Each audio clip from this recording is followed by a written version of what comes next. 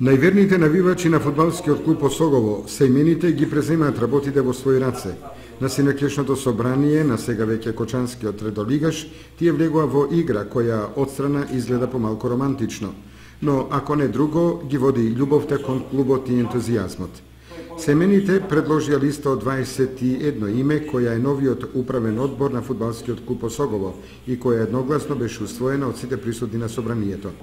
Начело на таа листа се наоѓа Венко Крстевски, потоа следуваат Оливер Досевски, Коста Рунчев, Горан Теодосиевски, Александар Ангелов и уште неколкумина голобради момчиња кои досега беа на трибините и ги бодреа своите миленици.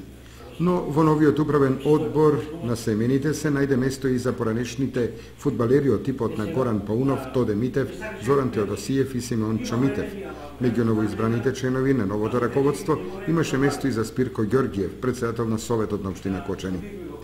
Венко Крстевски, заблагодарувајќи се на довербата, рече дека управниот одбор останува отворен за сите кои што сакаат да дадат свој придонес во поставувањето здрави темели на едно ново Осогово, кој полека ќе ги врати реномето што некогаш го имаше и што и е основен приоритет на семените.